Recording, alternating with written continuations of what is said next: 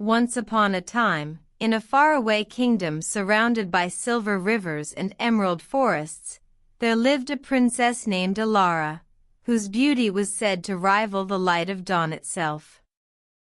Her long golden hair shimmered like the morning sun, and her eyes were as bright as the stars reflected on a still lake. But Alara was not just beautiful, she was wise, brave, and full of spirit. She loved to explore the forests near the castle, to climb the ancient hills, and to listen to the songs of the wind in the trees. Her father, King Alaric, was a just and noble ruler who loved his daughter more than all the treasures in his realm. As Alara grew older, many princes, lords, and noblemen from distant lands came to ask for her hand in marriage. They brought gifts, diamonds, golden crowns, and rare jewels, but the princess refused them all. One evening, as the golden sun set behind the castle towers, King Alaric asked his daughter, "Why, my dear child, do you turn away every suitor who wishes to marry you? Are none worthy in your eyes?" Alara smiled gently and said, "Father, I seek not a man of wealth or title, but a man of courage and heart. Whoever wishes to marry me must prove his strength and his love.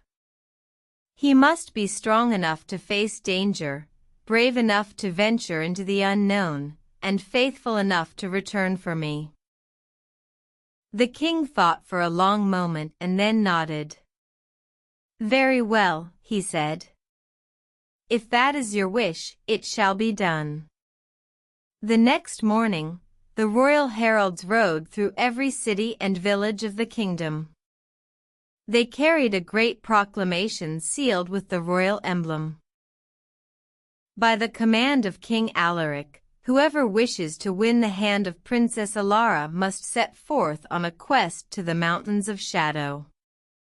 There he must retrieve the Golden Heart, a treasure guarded by monsters and beasts of great terror. Among them are the giant eagle, whose wings can stir storms, and the fire-eyed beast, with the body of a bull and the head of a lion. Whoever returns with the Golden Heart shall be crowned prince and wed the princess."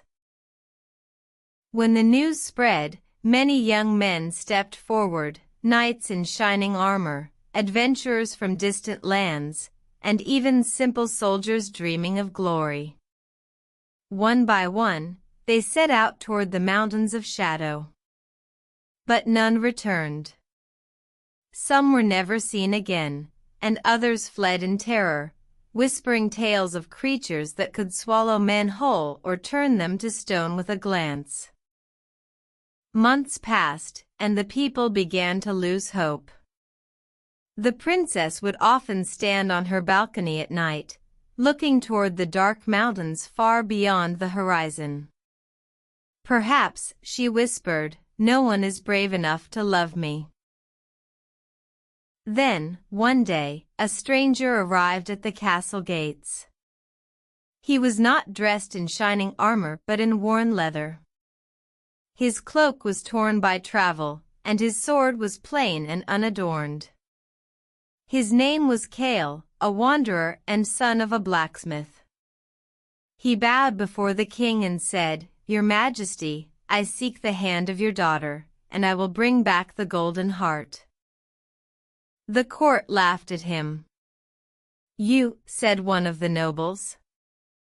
"You have no army, no fine armor, no horse of war." But the king saw the fire in the young man's eyes and said, "Very well, Kale. Go, and may the gods guide your path." Kale set out alone toward the Mountains of Shadow. The journey was long and harsh. He crossed dark forests where wolves howled in the night and rivers that nearly swept him away. At last, he reached the foot of the mountains, where black clouds hung low and thunder rolled like an angry beast. High above, the giant eagle waited, its eyes gleaming like molten gold.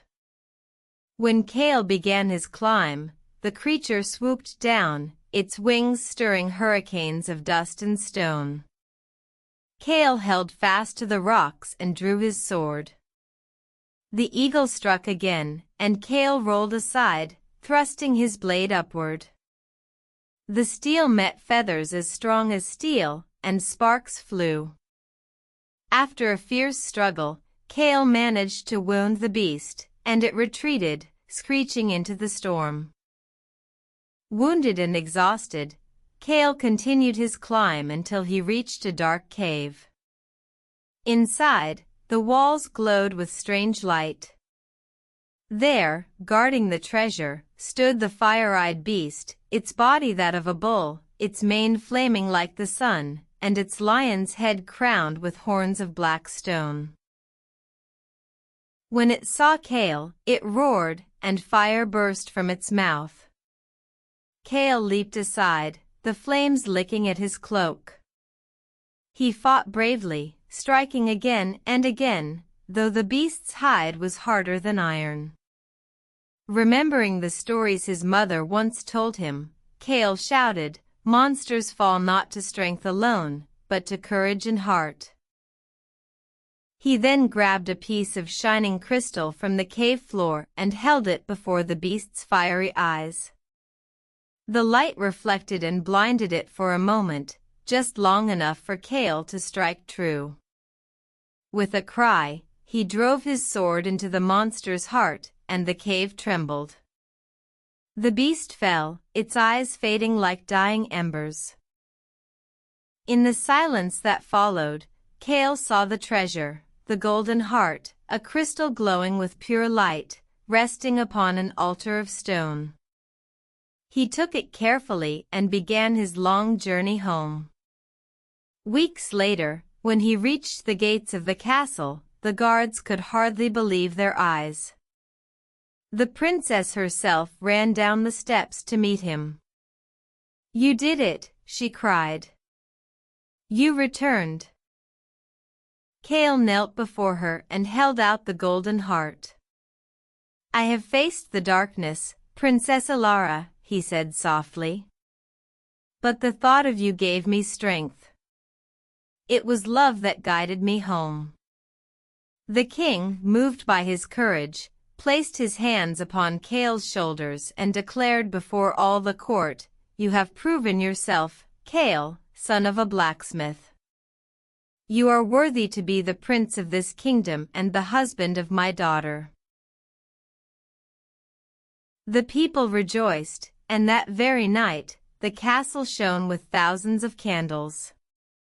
The princess and Kale were married under the stars, and their love became legend. And it was said for generations after that true love is not measured by birth or title, but by courage, heart, and the will to face the fire for the one you love. Sparkles the end.